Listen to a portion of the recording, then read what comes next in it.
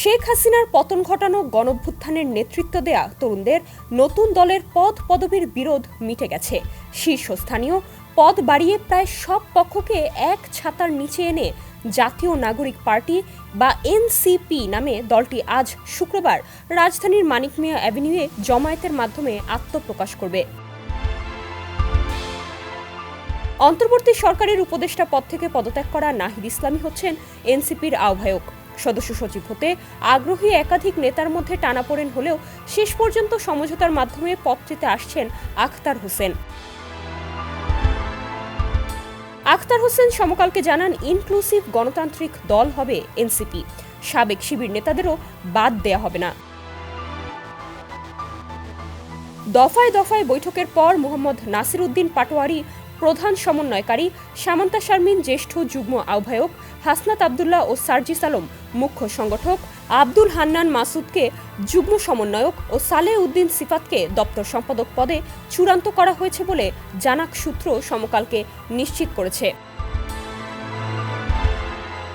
জানাকের মুখপাত্র সামান্তা শারমিন সমকালকে বলেন, সবার মতামতের মাধ্যমে নেতৃত্ব বাছাই করা হচ্ছে। এনসিপি পারিবারিক নয়, গণতান্ত্রিক দল হবে। নাহিদের উপস্থিতিতে সমঝোতা বৈঠকে সিদ্ধান্ত হয় মুখপাত্র পদটিই থাকবে না। হাসনাত ও সার্জিস দুজনই সমমর্যাদার মুখ্য সংগঠকের দায়িত্ব পালন করবেন।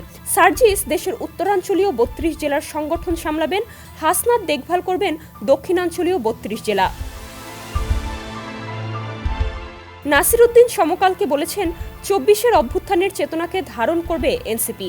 ডান বাম কোনোপন্থী নয়, হবে বাংলাদেশপন্থী। অভ্যুত্থানে যেমন সব মত ও বিশ্বাসের মানুষ এক হয়েছিলেন, এনসিপিতেও একই ধারা থাকবে। অনুষ্ঠানে প্রধান উপদেষ্টা ডক্টর মোহাম্মদ ইউনূস ও উপদেষ্টাদের আমন্ত্রণ জানানো হয়েছে। গতকাল সন্ধ্যায় যমুনায় গিয়ে সরকার প্রধানের হাতে আমন্ত্রণপত্র তুলে দেন এনসিপির নেতারা।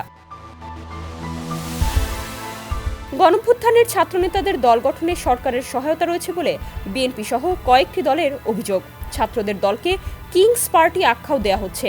অন্তর্বর্তী সরকার নিরপেক্ষ কিনা এ প্রশ্ন উঠেছে। তাই বিতর্ক এড়াতে উপদেষ্টাদের কেউই আত্মপ্রকাশ অনুষ্ঠানে থাকবেন না বলে জানা গেছে। দুই ছাত্র উপদেষ্টা মাহফুজ আলম ও আসিফ মাহমুদ সজীব ভুঁইয়াও যাচ্ছেন না।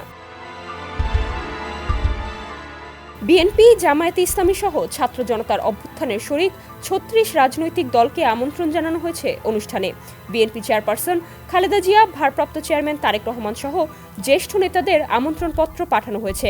আমন্ত্রণ জানানো হয়েছে ঢাকায় নিযুক্ত ৫১ দেশের রাষ্ট্রদূত, হাই কমিশনার ও কূটনীতিকদের। তবে ক্ষমতাচ্যুত আওয়ামী লীগ ও ১৪ দলের শরিক এবং জাতীয় পার্টিকে আমন্ত্রণ জানানো হয়নি।